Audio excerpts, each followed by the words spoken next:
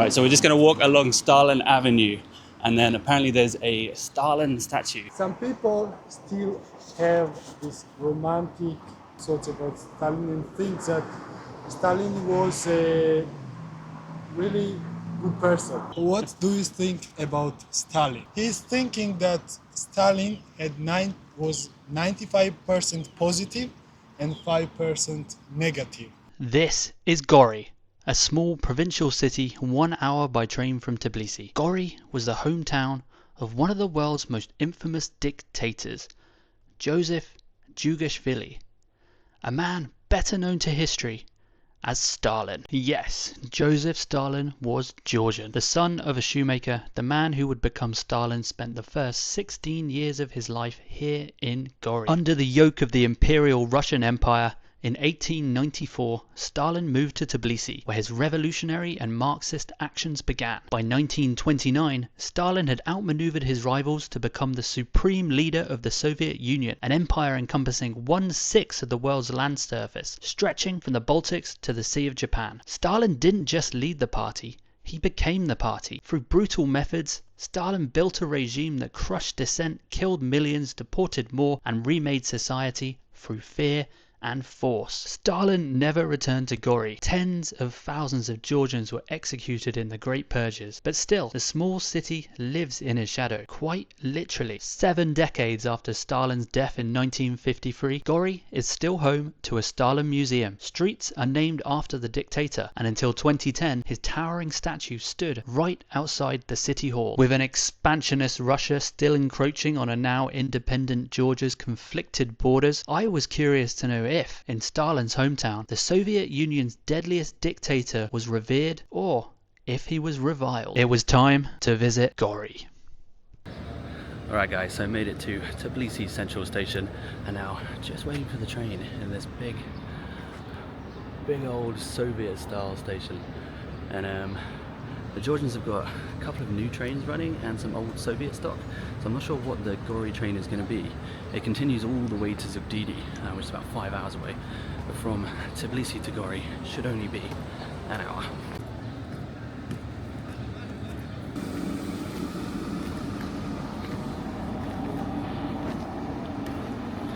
So I think I'm on one of the older trains, one of the slower trains. But the journey was 16 gel in total from Tbilisi, and you just book it online. It's so easy. The other ways to get to Gori from Tbilisi are via marshrutka, which they're currently phasing out, or like a private taxi or on a sort of public tour, I suppose. But the train, I think, is going to be the way to go.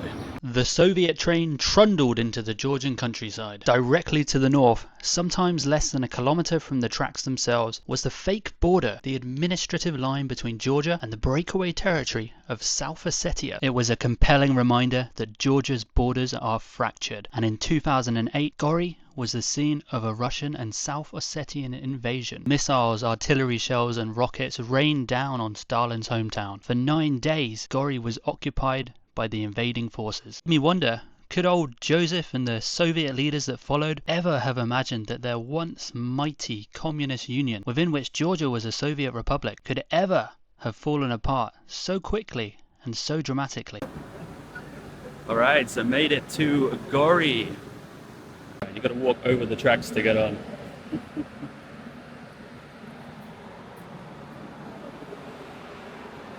And then this is Gori. A lot of rusting Soviet style oil tankers or water tankers, not sure. But anyway, the plan now that I'm in Gori is I'm meeting up with a guy called Tazo, who I found through a tour company called Budget Georgia, who helped me out before with some journalistic stuff like fixing interviews and stuff like that. And Tazo's a local, and he's going to show me around Gori, take me to the Stalin Museum. So yeah, let's see how the day goes. I've just met with Tazo, who works for Budget Georgia. Yes. And Tazo, tell us a little bit about yourself. Are you from here? So it's my hometown. So I was grown up in Gori, and I'm working as a guide at Budget Georgia. That's all for now. That's all for now. Let's keep going. Gori's train station sits on the southern bank of the river Kura, so Tazo guided me across rusting track and past the decrepit hulks of old Soviet wagons. This, though, is a station that was once connected to much of the former Soviet Union, and I was amazed when Tazo explained how until just a few years ago there was even a golden statue of Joseph Stalin himself looming over the station's waiting room. It's a place where sometimes I come actually to. Yeah. Yes.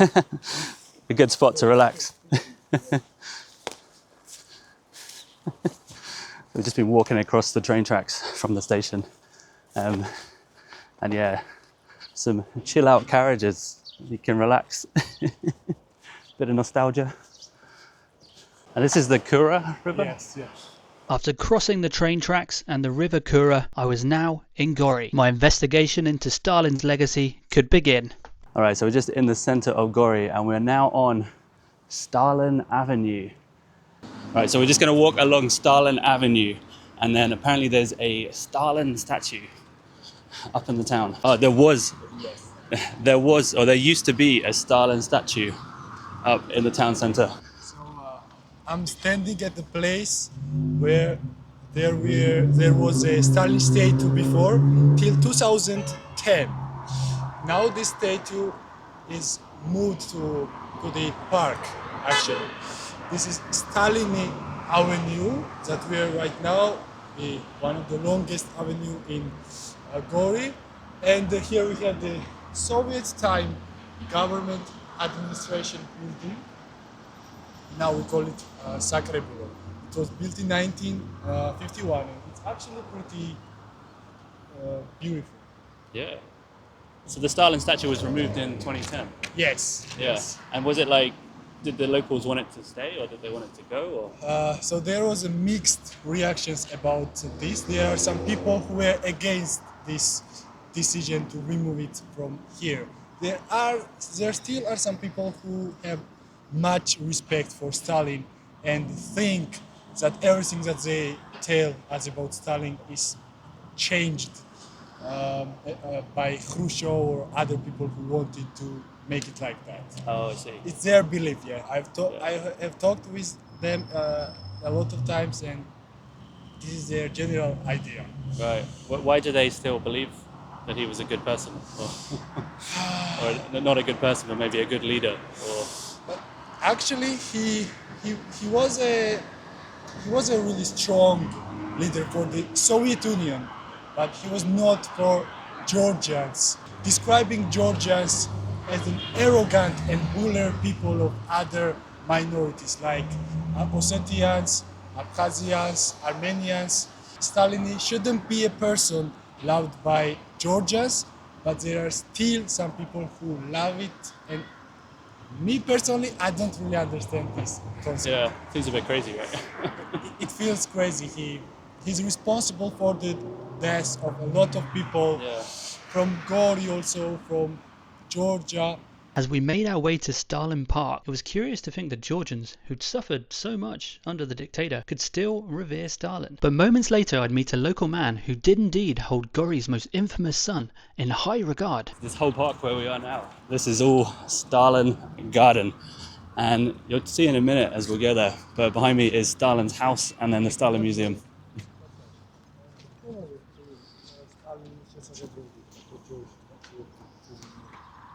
He's very, You're not very old figure, man. Hello. You speak English? So he says he was speaking English. What's your name, sir? What's your name? My name? Yeah. My name is Vaktang. It's what, sorry? Vaktang. Vaktang. Vaktang. Vaktang. King. King. Ah, like Vaktang Gorgasali. Or... Yes, yes, Yeah. The famous Georgian king. Vaktang. It's the same. Yeah. My name. Your name is the same as the king. What is your name? I'm Richard. What? Richard. Richard. Richard? Yes. I'm from England. I will ask him what he's thinking about Stalin. Yeah, if he doesn't mind. Yes. But Okay. are you from Gori as well? Თქვენ გორიდან ხართ თუ? გოში ცხოვრობ უკვე 70 წელი. So he's living in Gori for 70 years, so we Oh, are wow. the guests Why here. am I- Where his Davide? guests. Yeah. Achich, Telash. Yeah. So he was born in Kakheti, Tel Aviv. I was in Tel Aviv, Tel Aviv, last Tel week. Aviv. Yeah. So, Listen. what do you think about Stalin? Right, Stalin ხო, აი რას ფიქრობ სტალინის შესახებ? შეგიძლია თქვა და მე გადავუთარგმნია ნუ. So his father taught him to see the person, so to see the both sides in the person, the good, positive and negative also. And he's 5%? 19. 95%. Okay. He's thinking that Stalin was 95% positive and 5% negative. His attitude about people are, you need to see positive sides and you need to search. If you're a kind person, you need to search for positive sides in people, and this strategy helped him his whole life. Yeah. And that's how he tries to see good things in Stalin. So what would be the positives? Principle 봐봐. Okay. 시트가 스트레스로 Yeah. 에로놀리 심데레비스 진짜 못해요. Okay. 나 배우리 스과. The reason why he likes Stalin, because he had some principles and he was following it, and also he was really strict about his job, and he was actually a good figure for the nation as nationalist for his country. Right. So he saw him as like a strong leader that Exactly, held strong leader the Soviet who Union all together. held the 다음에 자네 셰파룰 유머리. 자네 셰파룰 유머리. 이제 get거다 또 매력 못하고. So he's saying he had a hidden humor, hidden sense of humor. So when he was saying a joke, you would understand after some time. 매력 못하고. 어때 에디어스 첸트코다 가르쳤지. Yeah. So he's telling a story. So there was the collecting of the Soviet leaders, and the Stalin was trying to light up and smoke. With the what was Oh, a it in match. English? Match? Yeah, like with the match. Yeah. Yeah. So he was trying to make the light with this match, right? And it wasn't working. And he called the director of the company which was making this match, and he just put him in front of him, and he was trying again to light it up. So the director of the company understood what was the concept and ran away. And in the next week, in Soviet Union, they had a new company which was making this lighting match. Yeah. So That's he was a funny guy. My life Oh, wow. Stalin şu için Stalin. He's saying it's really rare when he cries. It was the moment when he saw Stalin dead in Moscow. So was Vakhtang was born during Stalin's. Sorry? He was born during Stalin's reign, or Yes. Stalin was alive. He's 92 years old. Oh wow, 92. Oh. That's amazing. That's really amazing. Yeah, nice to meet you. Thank you. Yeah, thank you. მადლობა თქვენ. Madlova. So yeah, interesting take there from Vakhtang, who grew up during Stalin's rule and has lived here for 70 years. Yeah, not what you're expecting when you're talking about one of the most infamous dictators in the world. Let's continue. So this is the house where Stalin was born. Is that right? This is where he lived in his childhood. So the family of Stalin was moved here from Tbilisi. Tazo. Yeah. აქ არის ჩემი საავტორო იმიჯროს მიგონდა სხვა საჩუქრად. Yeah. უცბად გადავიფიქრე, მოდი ვაჩუქრო. ქართულს ვერ წაიგიწყოს რა. საჩუქრა ხო ჩაითულა. თქვენ წიგნია? ჩვენ მე ვარ ავტორი. He wants to give you his own book. His book. His book. Oh, he read this book. Yes. What's it? უთხარი ამას, რომ მე ვარ ფიზიკოს მათემატიკოსი. He's physicist, mathematician. Oh, so you're a physicist. უნივერსიტეტი დავამთავრე სტალინის სახელობის თბილისში. Okay, Stalin University. he graduated the university named after Stalin Oh, right. In which city? in Tbilisi. In Tbilisi. Before retiring, he was working as a scientist. After retiring, he he published 52 books. 52, 52. Yes, Really? yes. Oh, And wow. he is making the Sakın this dama is Yeah, poetry. all Alexa. about science and There is mathematics. Or? it's the poems. Oh, poetry. Oh, Poetry. okay. So Neyse, he's a before- scientist turned poet. Richardi. Richard değil. Wow, Madlova. So this is a poetry book. No. These are novels. It's a novel. Oh, okay. And Oh, brilliant. these are these little poems about the names and surnames of Georgian people. And then this one is about About Novel, life. sorry. Yes. novels about life. Amazing. Argen. Wow, Didi Madlova. Madlova. Didi Madlova. Gaihat.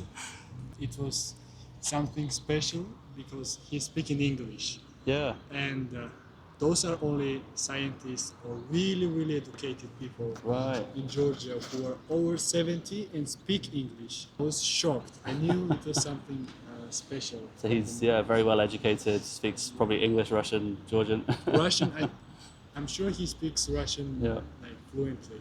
Yeah. Really nice moment, actually. Yeah. Very nice moment. We're lucky. I actually Yeah. tried to stop any person to ask the opinion about the Stalin, and we had a jackpot. The The jackpot. person who Yeah. lived during the time of the Stalin, and the person who's well educated to give us his thoughts. But so is his view a common view that you hear around amongst older people? My opinion, this is the point of view which are followed by the older people, Yeah. actually. Older people who lived during the Stalin era. Yeah. Yeah. Younger generation, I think, no people at the age of me, like 20, 25, thinks that Stalin is a positive person, even with 5%. Yeah. So, So you don't have any friends, or you don't know anyone that would say Stalin was a great guy, that's a good like question. like Vakhtang did. That's a good question. Let me think. No, No. I don't have any friend. I have a friend who says Stalin is a good guy, and he's 60. Yeah, really interesting hearing Vakhtang's point of view. He came over again to speak to us, and gave me these books of poetry that he's written. So he's a poet. He's an engineer, a scientist. He spoke a little bit of English, spoke Russian, Georgian, and had grown up in the Soviet Union and saw the Soviet times as a force for good, which is really not the kind of opinion you expect to hear or see these days. So you can see the grand kind of palatial exterior of what is Stalin's home, which is behind me, which is now being preserved, and it was preserved after he died. Wow, there's not many places you'll find a Stalin statue these days. So when was this one put in? So it was put about in 60s or 70s. Okay, and this one wasn't taken down like the other one, or No. Here, it's standing here. yeah, since so it's more like it's part of the museum then. Yes. Yeah, Exactly. okay. It's in the city itself. All right, so you got the Stalin Museum, you got the Stalin statue, and now we're going to check out the Stalin train. This is Stalin's personal train. This is his personal train that he used to ride in. He rode this to the front during World War II. See, it should be open now. This is the inside of Stalin's personal train. So Stalin would have slept in. This Stalin would have gone to the toilet here.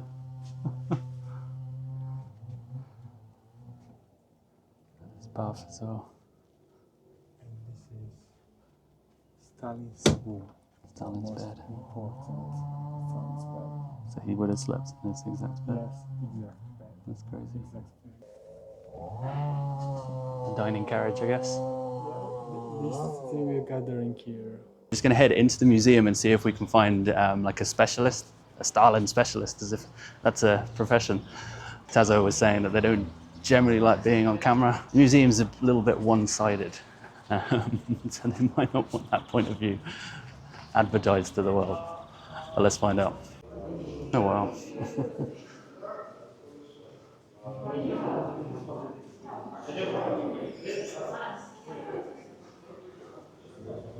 It's one of the grandest museums I've been in Georgia. Like a palace, basically. Their statue. Oh, another statue. The tour guides didn't want to be filmed, so Tazo is just going to show me around and see what it is. There's another Stalin statue behind me. It's a young Joseph Stalin. The Stalin Museum stands in the center of Gori, a grandiose Soviet-era institution opened in 1957.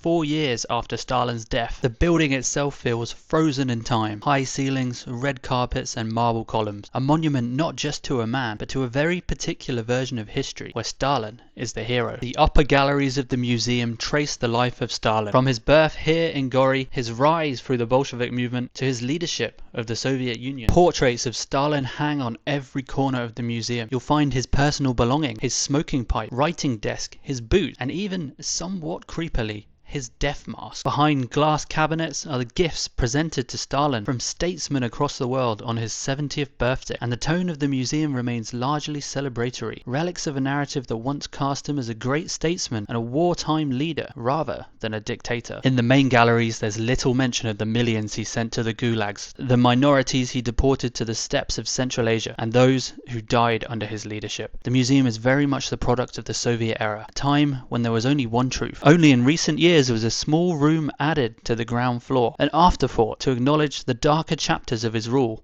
the purges, the labour camps, the mass famines. There's a mock-up of an interrogation cell, KGB uniforms, but still, there was very little information. In the same space, however, there's also a photographic exhibition detailing the 2008 invasion and occupation of Gori during the short war with Russia. Perhaps ironically, it was arguably Stalin who established autonomous regions within Soviet republics like Georgia, including Abkhazia and South Ossetia, as part of his divide and rule tactic that laid the groundwork for conflict when the Soviet Union collapsed in the 1990s. It's an understated corner of an otherwise monumental museum, a reminder that Stalin's full story still struggles for room here in Gori. So these are all pictures from the conflicts in Georgia.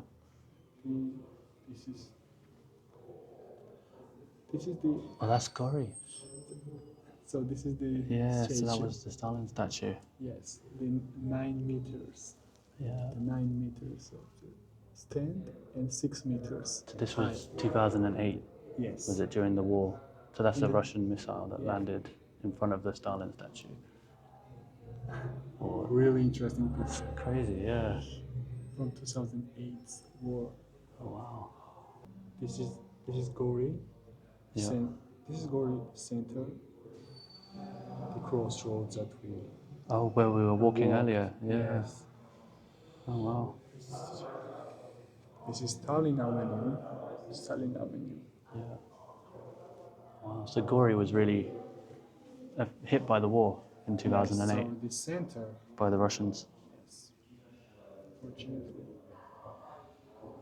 The top of the museum is very much like almost like a propaganda as such. But then downstairs they have this area where you can learn about kind of the cruelties of Stalin, the oppression, the darker side, and then the war in Abkhazia and Ossetia as well. But it's a very tucked away part of the museum behind me, kind of just in the main foyer, just off the main stairs.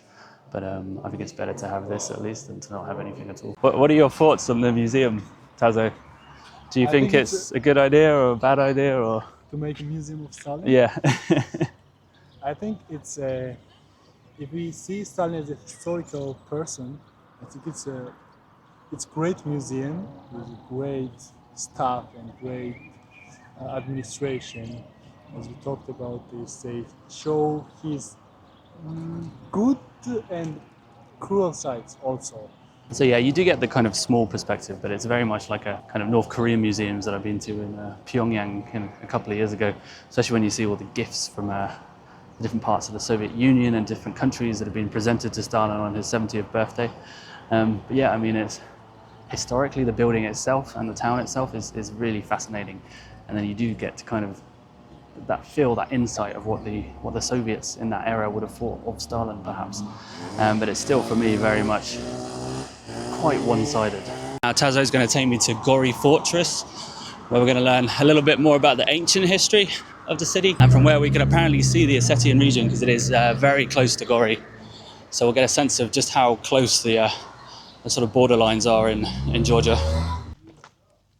So just on the way up to Gori Fortress, and there's this little building behind me, which apparently was used as a base for an NGO who were working in Gori. It was funded by the European Union 2 or 3 months ago, according to Taze. The government closed the entire project and the building down purely because of the stance that the government has taken in relation to the European Union. Tazo, maybe you could explain a little bit more about what's going on with the government in Georgia right now, and whether Georgians are pro-European Union and the government's pro-Russia. It's from an outside perspective, it's a little bit confusing, I think. But It's really hard for political situation in Georgia. I think most of the people in Georgia want to go to be part of European Union, to be more connected to the West, because we don't want to be friends with Russia.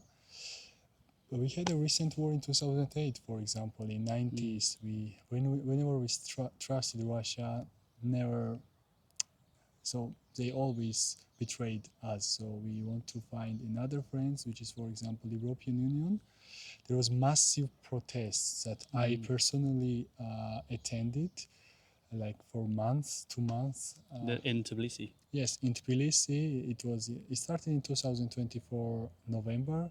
It's still going on. It was a massive protest that I have never seen.